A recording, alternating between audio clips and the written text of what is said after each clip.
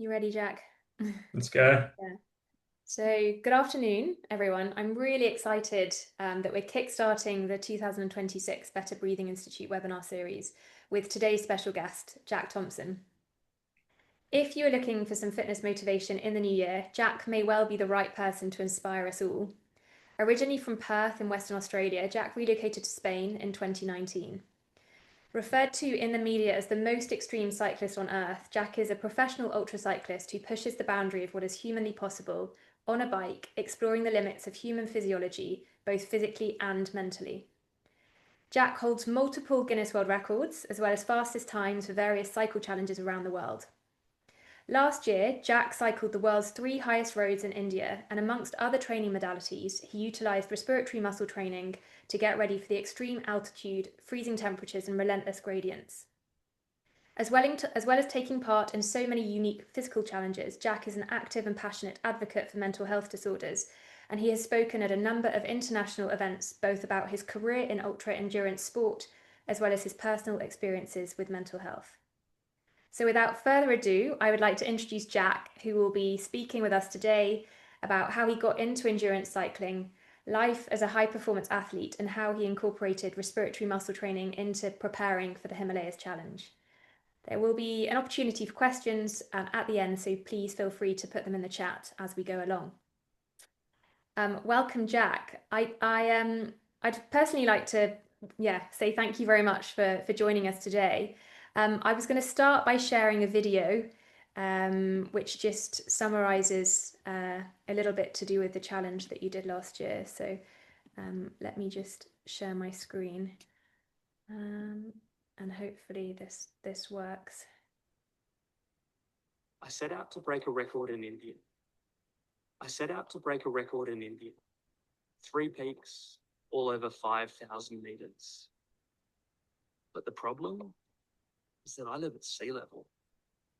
So we built a plan, a team of health professionals from around the world, every detail designed with performance in mind. POWERbreathe became an important piece of that puzzle. Testing showed I already had big lungs, but the exciting part was that with training, I could make them even bigger. I didn't suddenly feel like my lungs were stronger, but the results spoke for themselves. And the real breakthrough was learning how to breathe with efficiency. In the high mountains, that was invaluable. And it's a skill I'll carry into every project that lies ahead. It's funny looking back at that.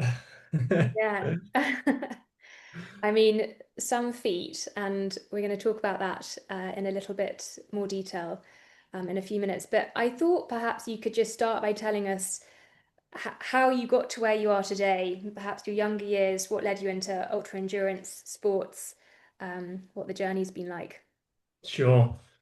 I think my journey's kind of hasn't been a typical journey into professional sport. I played sport throughout school, and at the time it was more of an escape from some of the, I guess, the darker thoughts that I was experiencing. And what I noticed was that the triathlon at the time, it really gave me a bit of a focus. It gave me goals that I could work towards, and it gave me something other than school, which I wasn't fond of. And I got to my final year at school, and you have that pressure to go to university and to kind of choose what you want to do when you finish up at school. And the only thing I really enjoyed at school was woodwork. And so when I went and spoke with the careers advisor, he suggested, hey, look, maybe construction management and economics is a good kind of degree for you to aim towards. Um, Now, to get into uni, I had to work quite hard at studying and, being sort of more diligent with the books. And because of that, I had to give away the triathlon. And what I noticed was that my mood really deteriorated. And while I did get into the degree and, I started studying, I wasn't my happy self. And I turned 18 and I had that freedom of university, but I also I'd kind of lost the guardrails of school, and start going out and partying, and one thing led to another, and I was diagnosed quite young with an obsessive personality disorder and with depression. And what I found was that my obsession had changed from the triathlon, and I was suddenly very focused on the nightlife and partying, and I started using drugs and whatnot. And long story short, I ended up in rehab with an addiction problem. Now, growing up, my dad had always been a keen cyclist, and when I came out of rehab, he'd said to me, "Look, why don't you get back on a bike? Like, come for a ride with me." He was trying to connect with me again. And I pushed him away. I didn't want to give in. I kind of, what it's like as a teenager. You don't necessarily want to listen to your folks. And I eventually gave in and went for a ride with him. And what I found was like overnight, that sensation, well, the sensation that I had on the bike that day, that first ride, I kind of became addicted to it. And I really, I found something that I had enjoyed doing.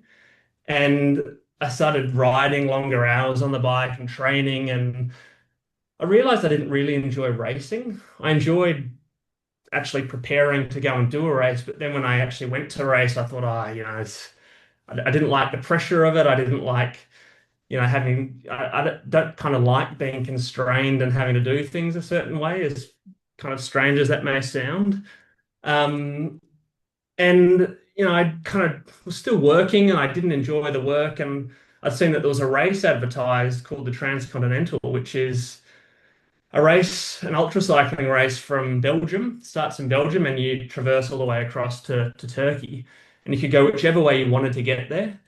And the first person to the finish line was deemed a winner. And I thought, wow, this sounds like a bit of an adventure. I'm going to sign up and go and do it.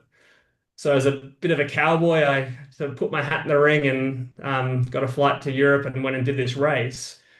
And I remember like first night, sort of in the dark, red lights flashing. It was the first time in my life I'd ever felt truly alive, like I was living, like I was doing something that I was kind of designed to do. Mm. And got to the end of that event and sort of realized, look, I don't want to go back to work. I want to make this a career. And at the time, ultra cycling wasn't really something you can make a career out of. But I figured, like, and with the support of my family, who said, "Look, if you're passionate about it, I think you can do something." I took a bit of a leap of faith and kind of pursued that dream of trying to make it a profession. And fast forward almost 10 years now, it has become the profession. And I've relocated to Europe and been here for 6 years, and we've broken 9 world records and done some really cool things. And yeah, it's been like I said, it's not, I guess, the normal trajectory to professional sport, but it's been a hell of a journey. I mean, yeah, it sounds like it. It's yeah, very admirable where you've got to today. How do you go about choosing your challenges? You said that ultra endurance cycling wasn't necessarily even a thing. Do you make up the kind of challenge that you're going to do? Do they exist? How do you go about choosing what you're going to do next? To begin with, it was kind of like, how extreme can we go? What's something that's going to attract media? Because I was trying to, I guess, build a bit of a brand and a bit of a reputation. And so I look back to the early days of it, and it was, my dad driving a van and me doing something silly in Asia, and a mate who could operate a camera documenting it. And, again, just taking kind of risks and seeing what paid off. I guess over the years, as it's become more professional and working with bigger brands and I guess more sponsor commitments, I have to design them a little bit more. But like you said, they're not kind of pre-existing events or things that someone's necessarily done before. I enjoy the creative side of, coming up with a concept, and it's like, what excites me? What would really challenge me, whether that's a country or an elevation goal. Um, we've actually developed a bit of a checklist for it. So it's like, it's got to tick certain sponsor boxes, but then it's got to tick a box for me that I feel motivated to do it. And Mhm. over time, it's become more professional in the way that we choose them. But like you said, it's like we kind of design them and then market them and seek sponsorship for them, and then produce them with a film team, and Mhm. yeah, keep the fingers crossed it all pays off. So really, I mean, it's an amazing autonomous situation to be in. You can kind of pick and choose where you want to go, I guess, maybe tailor the extremity as well. Before we talk about the Himalayan challenge that you did last year, in terms of how you've normally gone about training for these events, what have you normally done? Did you think that there was something missing? I guess people are always looking for the new ways to improve endurance. So, what was it like before we met? Yeah. I think before we met, it was kind of like the timing that we met, it was probably a year before I'd actually changed coaches. So the first, I guess, 4 years that I was in Europe, 2019 to 2023, Mm, I was doing a lot of volume on the bike. Most weeks were probably 25 to 30 hours on the bike each week. And there wasn't a lot of time or energy for anything else outside of that. It was very one-dimensional. mhm, One of the things we realized was, so I worked with a doctor and I guess a sports team here, was that my resting heart rate had kind of dropped so low that it was starting to become a bit of a concern. There was kind of talk that if it got much lower, then I might have to think about giving it away. And so that was the point that I changed coaches and we changed the type of training that I was doing to a lot more high intensity training and a lot lower volume, but also introducing the added stress of strength training mhm, 2 times a week, and not just in the, I guess, off season, but all throughout the year. And there was, I guess, more of a scientific approach to it. Again, in the early days, it felt very kind of cowboy and let's just kind of push it as much as we can. And when I get sick, we know that's time to rest. mhm, Nowadays, it's very much working with the team, monitoring the blood, kind of working out when it looks like I'm getting sick, and more of a professional approach to it. And mm, then I guess that leads in nicely to when we first met and how that relationship came about. yeah. And I guess that was as a result of I was working with a nutritionist in the US, Mhm, who's also a avid mountaineer.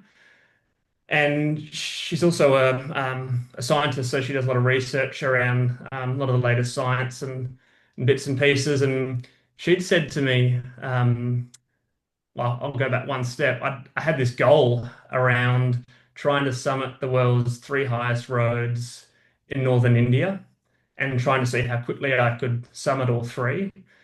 And living at sea level, obviously the elephant in the room was the fact that I probably wasn't going to be acclimatized to that type of altitude. mhm, And the challenge was, how do I become acclimatized?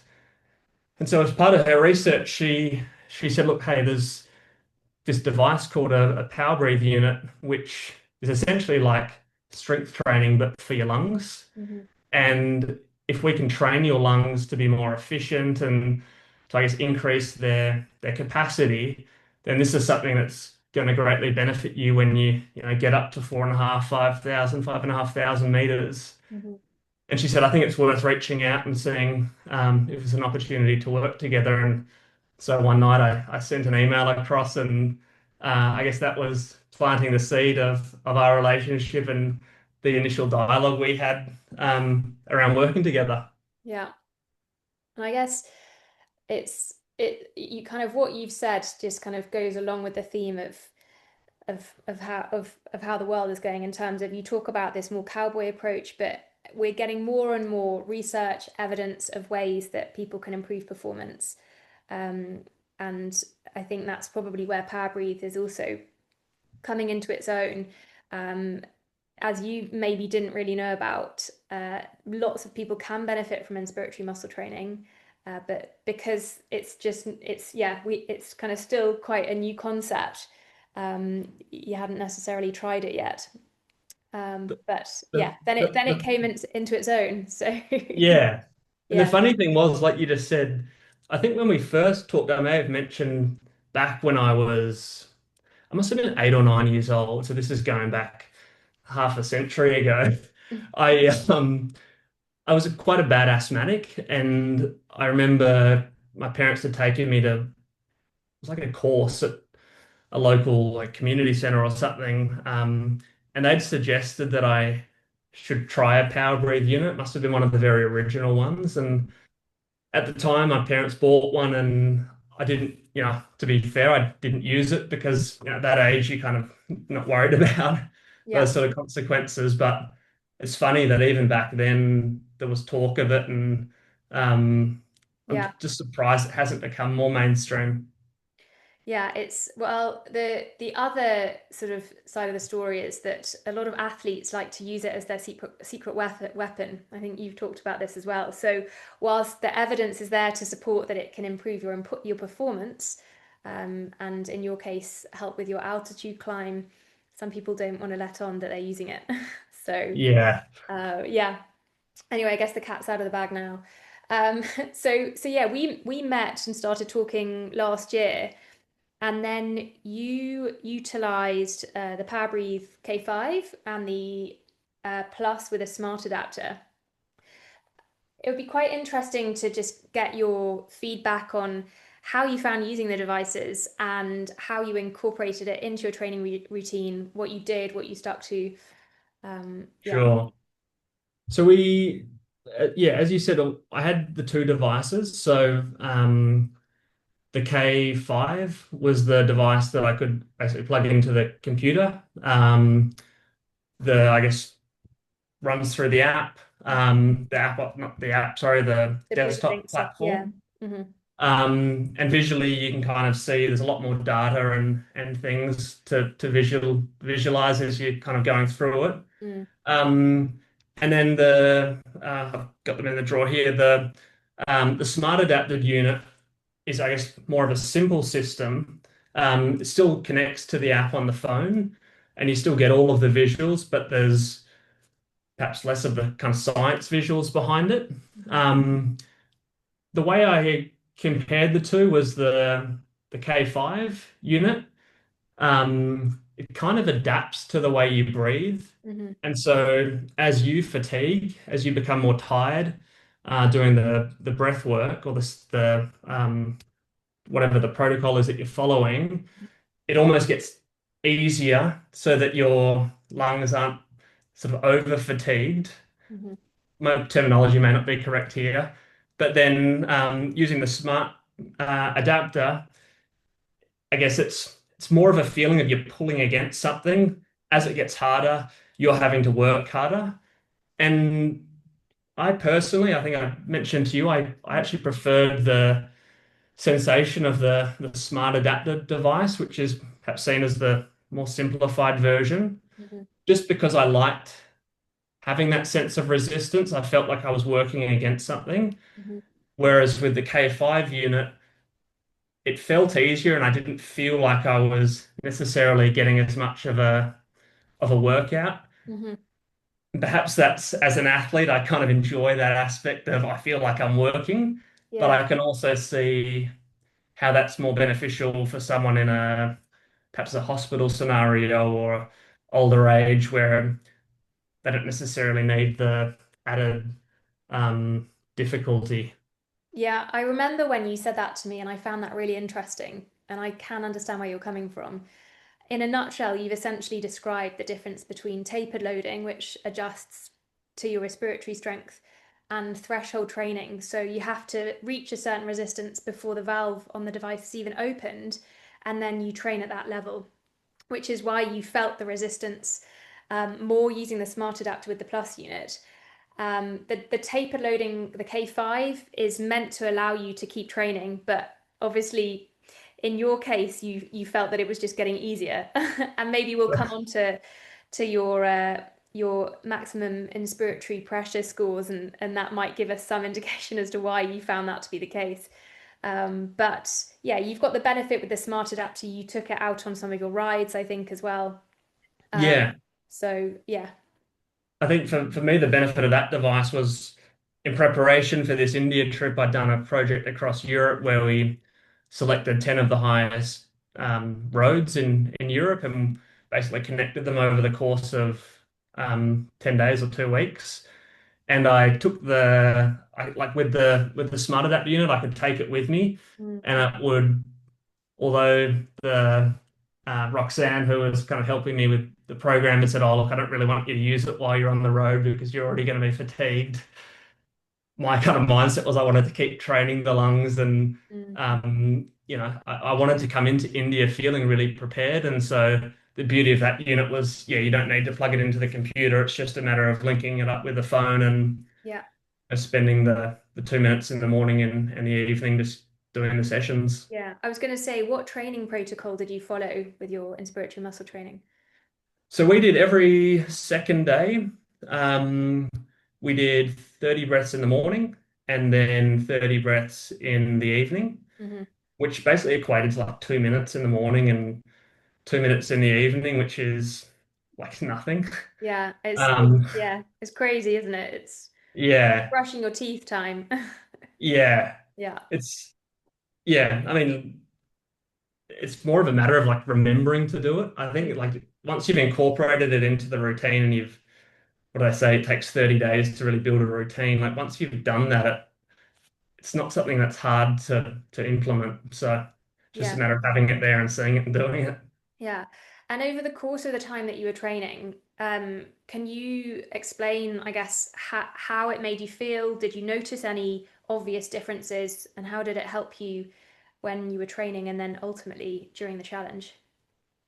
So I think we've spoken about it. I didn't necessarily see as far as like the number values go. It was hard to see like a big difference in Mm. the scores that I was achieving with the training. But for me, the biggest takeaway from it, and the thing that I kind of still come back to today, is that it taught me how to breathe efficiently. Mhm.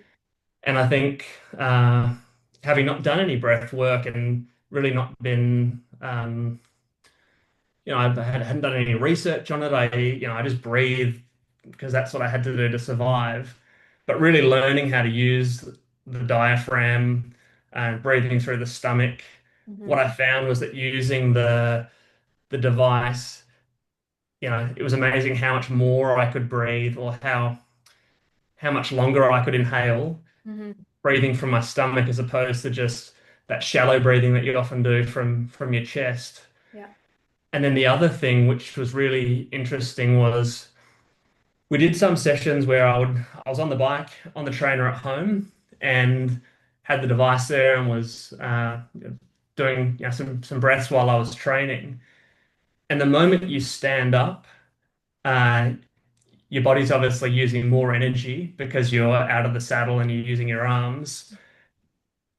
And that was the first time I could kind of feel the additional energy that was required for me to inhale, Mhm. when I was standing. And so it was something that I became more aware of, that I'm using less energy while I'm seated, and trying to apply that to my everyday riding. And again, it's something that I still try and do today, is, spend more time seated because I know I'm more efficient. Mhm.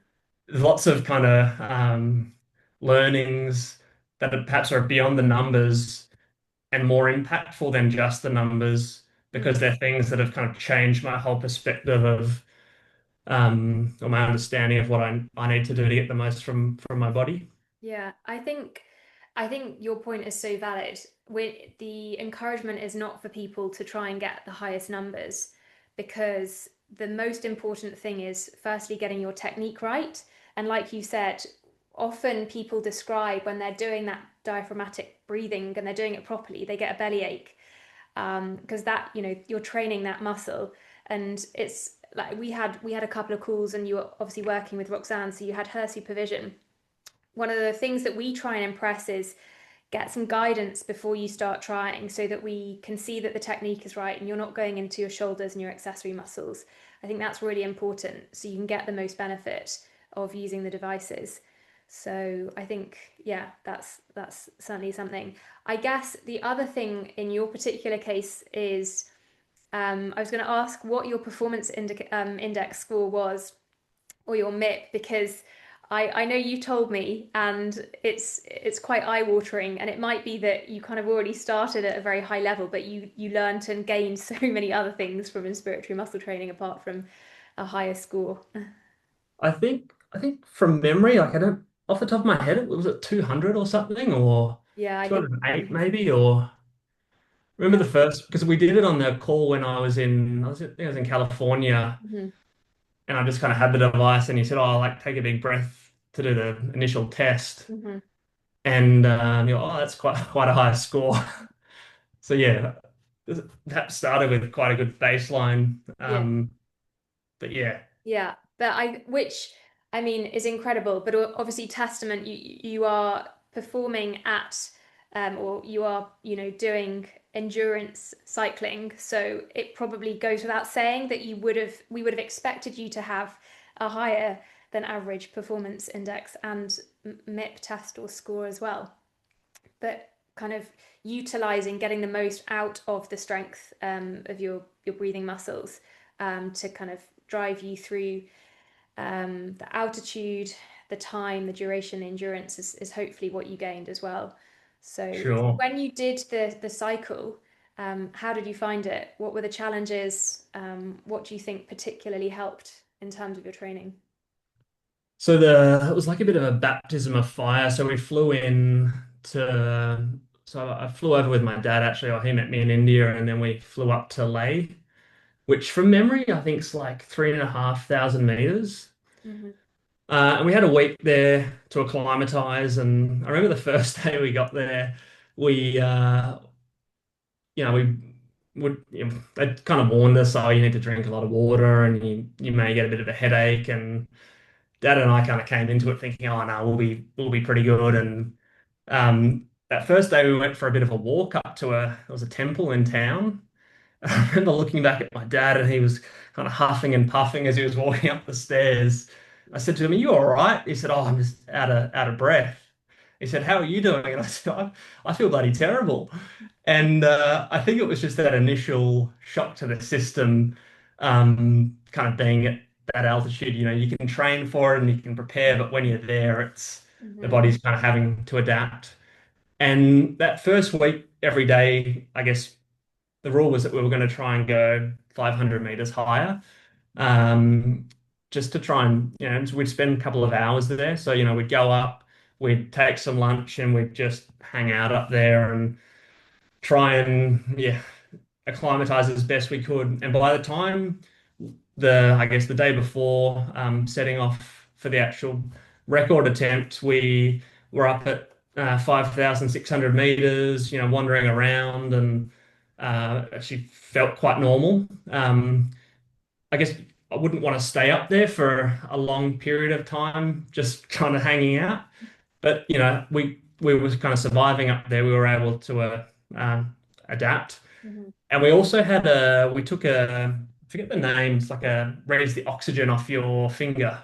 An oximeter. Um, yeah, so we had one of those with us, and what we found was that Oh, sorry. Yeah. over that first week, every day, like every morning or whenever we would do something, we'd kind of check what's oxygen saturation. Mm.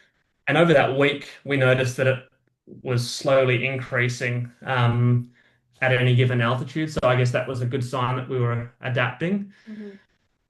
The actual ride itself, oh, there were so many kind of unknowns. Just, yeah, we'd been up at that altitude, but I hadn't ridden up at 5,600 meters. And the day we set off for the record, it was -8 degrees up the top and snowing, and middle of the night. Well, it wasn't middle of the night, but it was kind of, sunrise. When we set off, it was kind of very early hours of the day. And for me, it was like the unknown was the most daunting thing. I knew the distance was achievable and the total elevation was achievable. But, it's all well and good going up one of these climbs and being okay and getting down the other side, but then having to do a second one and then a third one, 18 hours later, it was all a bit of how's the body going to react to it? Hmm. And to my surprise, I never, I never felt like I was out of breath. Um, that was probably the biggest shock to me. I never felt like I was kind of breathing through a straw. Mm. We had a couple of videographers with us who were from Bhutan, and they live at quite a high altitude. And one of them was on oxygen, for almost the entirety of the day. He was really struggling. Um, I was quite lucky. Sorry, the dog's going. I didn't feel that, you know. What I did feel though was my ability to kind of make decisions or to my thinking really slowed down. Hmm. My body was operating a lot slower. Yeah. And when I look at my heart rate and when we look at some of the power numbers and the calories I was burning, they were a lot lower than what they would be at I guess, a lower altitude. Yeah. I think the body is like trying to survive, I guess. Yeah, essentially diverting oxygen to the areas that it needs, but obviously within the realms of the lower levels of oxygen at altitude. So, yeah, Yeah. I, And so we finished up. We managed to set a record. I guess the craziest thing of all was we got to the top of the final climb, which was the tallest one, 5,800 meters. Um, I was by this stage, I was not in the best place. I wasn't dying, but I was pretty fatigued, and the roads were covered in snow, and we actually got the car stuck at the top of this final pass in the snow, and I was in the car on oxygen at this stage. We've got the filmmaker on oxygen in the back, and my dad's out trying to like unbog the car. He's 70 years old. We've got, you know, the drivers there trying to. We eventually got out and we got down, but it was a really hairy finish to what yeah, had been a crazy 24 hours. yeah. Well, congratulations, you did it, and actually you did the challenge, and then what happened afterwards, I guess, is Yeah. yeah, c'est la vie. Um, what would be your recommendation for people potentially taking part in a challenge or doing something at altitude or in general just cycling? Would you, yeah, in terms of training, respiratory muscle training, what would you recommend? I think the like with any challenge, no matter how big or small it is, I think, you know, you get to the start line and, you know, I almost think whatever you're doing is kind of 50% of it's over because like the preparation really is 50% of anything you do, perhaps more. Hmm. And so really, you know, preparing for something is key. If you arrive at the start line and you're underprepared, it's it's probably not going to go well. And so I think, you know, if you are like going to altitude or if you are looking for performance outside of what other people are doing, I think like PowerBreathe is a really great tool. And I think, like I said, I think it's a tool that can teach you more, like it's more valuable than just an increased lung capacity. It's an understanding of how to breathe properly and efficiently. And for me, that's the biggest takeaway from it. Hmm. Every morning I go out riding and I'm, you know, like I said, I'm at sea level and maybe I'm up at 400 meters, but I'm conscious of the way that I'm breathing when things get difficult through my stomach. Hmm. And like that's something I'll take with me forever. Yeah. I think, yeah, kind of doing a bit of research into what the challenges are, whether it's heat, whether it's, you know, cold, whether it's altitude, and then putting a plan in place so that you come into it feeling ready to take it on. Yeah. I guess the other thing we haven't spoken about, just specifically about cycling, is the ergonomic position that you cycle in. Your breathing muscles are already going to be at a slight disadvantage just because of that hunched over position.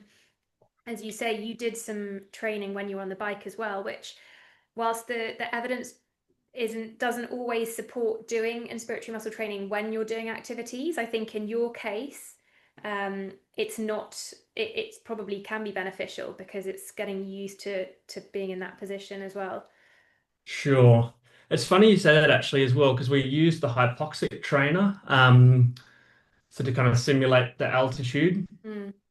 And that was kind of interesting again, like just the stark contrast of I'm breathing fresh, normal air, and suddenly 2 seconds later you're breathing air with the oxygen equivalent of 4,000 meters. Hmm. There's a real big difference there. Yeah, that's in some ways possibly harder because there's no acclimatization. I know, yeah, it's yeah, certainly not as a gradual a change as if you were doing your challenge, but yeah, Yeah. worthwhile as part of the training. So I guess my last question is what's next? What challenges do you have on the horizon? What extreme conditions are you going to be training for? How are you going to go about that? We've got two, I guess, big projects for this year. One of them will be in the Middle East, so we'll be up against the temperature. The plan is to try and set a record, see how fast we can cross Saudi Arabia, the UAE, and then to the Arabian Sea in Oman. So that's something we're going to tackle in May. By all accounts, it looks bloody warm. It could be warmer. Apparently, July is warmer, Hmm. but I think that's kind of the appeal, like going into that extreme landscape and seeing how the body adapts. Hmm.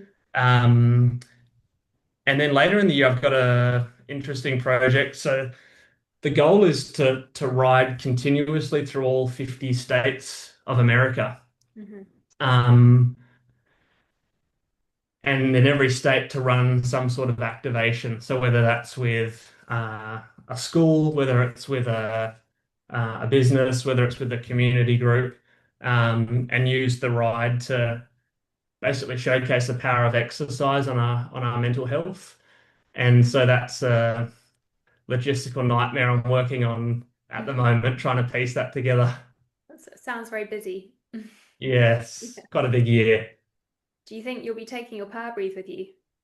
Um, to the US, possibly because it won't be unsupported. So I'll have a car there and I can have it in there, and I won't have to. Whether, yeah, depending how much energy I have, we'll see how much I use it. But I think like it's something I'll definitely continue to use in the lead up to these events. And like you touched on it, kind of is a bit of a secret weapon. And I'm also conscious I don't want too many people to find out about it. While at the same time, I obviously want you guys to do well. And yeah, I understand it's that difficult balance of you want everyone using one, but then you don't want your competition using one. Hmm. Yeah, no, as I say, we've certainly encountered that uh, wonderful problem with athletes in the past, but I'm glad that it helped or that we could support you with your challenge. And it was really nice to meet you and to start the journey and relationship that we've created. So hopefully we can continue to support you going forward as well. Yeah, that'd be great. Yeah, I'm probably gonna wrap up there. So if anybody has, unless you wanted to say anything else, Jack, or if anyone else has any questions, feel free to put them in the chat. I'll just give If a. there's any questions, I'm happy to Mhm. answer any. Do you think if your younger self, when you got given a POWERbreathe for asthma, had maybe known, you would have carried on back then, or? I think if at that age I was probably a little too young, but I reckon like if I'd started it when I was a teenager or I was doing the triathlon, it'd be really fascinating to see like the long-term impact of Yeah. like that volume of training over that many years, how that would affect the lung capacity. Hmm. I was kind of surprised like when we did that test and the number was quite high because growing up, the asthma had always been a real issue, and every couple of weeks it was in hospital with an asthma attack. And yeah, I guess it's not necessarily an indicator for the size of your lungs, but I did just always assume that my lungs wasn't my strong point. Yeah. I, Um, I mean, I guess there's obviously evidence shows we know that just by performing physical activities, um, the strength of your lungs automatically will, it goes without saying. If you're sedentary, you're probably not going to have as strong a lungs as say you. So your athleticism has put you or given you a very good baseline, which was demonstrated with your performance index score, which if I was getting 200 I'd be really happy. I don't know if I ever can as well, because obviously other factors, gender, things like that come into it. Sure. So yeah, somebody has asked, they said it was good to hear that you combined hypoxic mask training with POWERbreathe. Have you delved into nose breathing during your cycling? I haven't, no. No. I it's not something I've tried. I'd be interested if there was research, maybe, like is there any research into the benefits of it as far as like is it like a hypoxic form of training because there's less volume or Yeah, I'm not sure. Obviously, a lot of people, so the best way to breathe is through your nose. It's the humidifier. We know that. But obviously, in order to train your breathing muscles, you have to perform inspiratory muscle training through your mouth. So I think it's kind of making people understand that the two modalities go hand in hand. I don't know about the answer to does nose breathing, because it's a smaller size area, does that essentially mimic conditions? It's something that we would have to, yeah, have to look at. okay.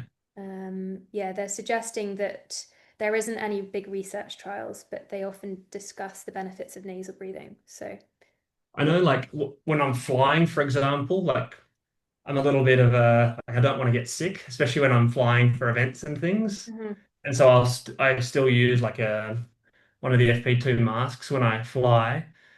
But I'm also very conscious of breathing through my nose when I'm on a flight because of I guess, the added Yeah, barrier. the risk. Yeah, exactly. So, yeah, I think it's about strengthening, yeah, your breathing muscles, but obviously still being aware of the benefit of breathing through your nose just every Yeah, day. But yeah, quite an interesting question. We'll do some research around that. Great. Well, I think that seems to be it. Thank you, Jack. no Thank you worries. very Thanks for much for having your me. time. Thank you for letting us follow your journey so far, and I look forward to hearing about the heat and America, and everything that you've got going on in the future. So thank you very much. No, thanks for your support. Thank you. We'll speak to you soon. All right. See you Take care. later. Bye. Bye bye.